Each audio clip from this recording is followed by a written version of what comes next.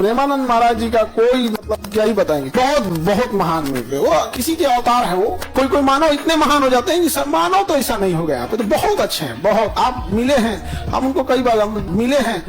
मैंने तो FIR हुआ था, तुम वृंदावन में बैठे थे, महाभारत के युद्ध जिताने वाले के शरण में चला जाए। तो हम तो वहां 3 दिन तक बैठे थे। दुनिया में है मगर दुनिया के तरफदार नहीं, बाजार में जरूर है मगर खरीदार नहीं। सर प्रेमानंद महाराज जी हैं अभी, बिल्कुल बिल्कुल। प्रेमानंद महाराज जी का कोई मतलब क्या ही बताएंगे, बहुत बहुत महान मिले, वो किसी के अवतार है। वो कभी कभी होते हैं कि मतलब कभी मानव में आज के समय में भी कभी कभी कोई व्यक्ति इतने महान हो जाते हैं कि इंसान को संदेह होने लगता है कि मानव तो ऐसा नहीं होगा। कोई मानव इतने महान हो जाते हैं कि सब मानव तो ऐसा नहीं हो गया। तो बहुत अच्छे हैं, बहुत आगे बढ़े।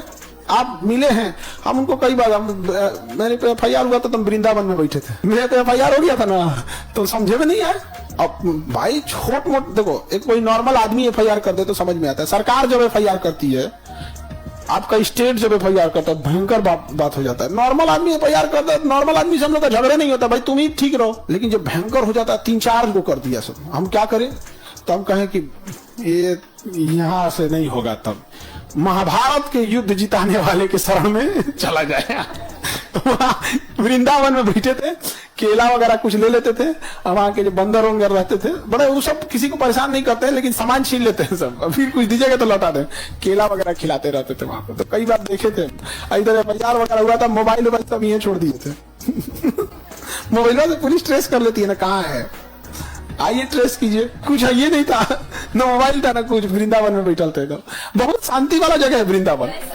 आप में मतलब हम तो वहां 3 दिन तक बैठे थे आराम से। वहां सुबह कचौड़ी वगैरह सादा भोजन मिलेगा वहां, और सब्जी उब्जी बड़ा नॉर्मल उसकी में वो कौन सा होता है, पेठा वगैरह के। हमको तो उतना बुझाता नहीं है सब्जी उब्जी में, खाना बनाने वाला आदमी रहे तब न जाने में। बड़ी शांति का जगह है। भिक्षुक बनेंगे क्या आप भी? सही है जी, उतना झमेला नहीं है यहाँ पे।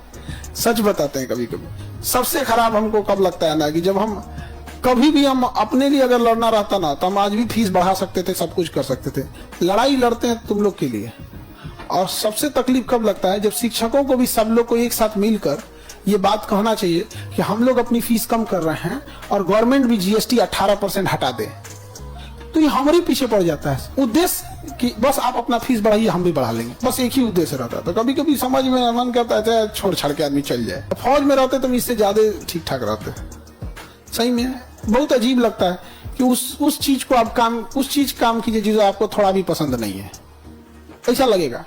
जैसे किसी को आप भी मान के चलिए खाना बनाना किसी को पसंद नहीं है, हल्ला कर दो कि भाई कर दो कि ताज होटल में खाना यही बनाएगा, तो एगो तो उसको पसंद नहीं है, और उस पे बात आ जाएगी कि भैया रेपुटेशन का बात है, ताज होटल में बना रहा है तुम, तो उसको मनाना भी मन से इच्छा भी नहीं है। जो हमरे वही है, हमको तो उनको इच्छा नहीं रहता है पढ़ाने का, लेकिन पढ़ाना भी है, उम्मीद भी लगा रहता है बच्चों को। भी कहता है सर आप पढ़ाते तो याद हो जाता है, दिक्कत नहीं होता है। यहाँ पे बड़ी झमेला वाला टाइप होता है, अजीब नहीं समझ आ गया।